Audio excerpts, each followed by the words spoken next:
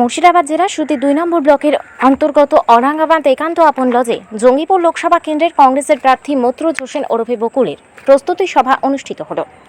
জঙ্গিপুর লোকসভা কেন্দ্রে মর্তুজকে জেতাতে হবে এই দাবি তুলেছেন কংগ্রেসের কর্মী সমর্থকরা। কংগ্রেসের বিশিষ্ট নেতৃবর্গ উপস্থিত ছিলেন একান্ত আপন লজের এই কর্মী সভায়। সেখানে কংগ্রেস কর্মীদের সঙ্গে উপস্থিত ছিলেন সাধারণ মানুষ।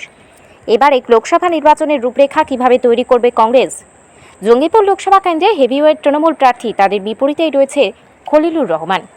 তাকে হারাতে মরিয়া হয়ে উঠেছে কংগ্রেস নেতৃত্ব। নিজেদের পুরনো ঘাঁটি আরও বেশি শক্ত করতে এবং নতুনভাবে পুনরুদ্ধার করতে মরিয়া হয়ে উঠেছে কংগ্রেস নেতৃত্ব। এদিন কংগ্রেস দলের বিশাল রূপরেখা প্রকাশিত হয়। যে কোনো লড়াই শক্তিশালী লড়াই, কে শিল্পপতি কে সাধারণ সেটা বড় কথা না, মানুষের রায় এবং জনগণের রায় শেষ কথা বলে।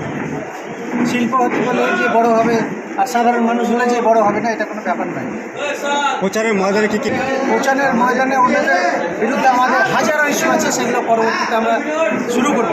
কিন্তু বর্তমান যিনি এলাকার সংসদ, তিনি আমাদের ভারতবর্ষের যখন পার্লামেন্টে সিএ নিয়ে ভোটাভুটি হয়, সেই সিএ নিয়ে এলাকার মানুষের যে নাগরিকত্ব, সেই নাগরিকত্বের ভোটে ওখানে ছিলেন না, সংসদের ভেতরে ছিলেন না।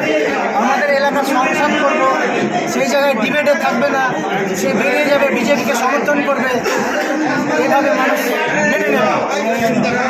আজকে কর্মীরা এখন চাঙ্গা, প্রার্থীতে কর্মীরা চাঙ্গা।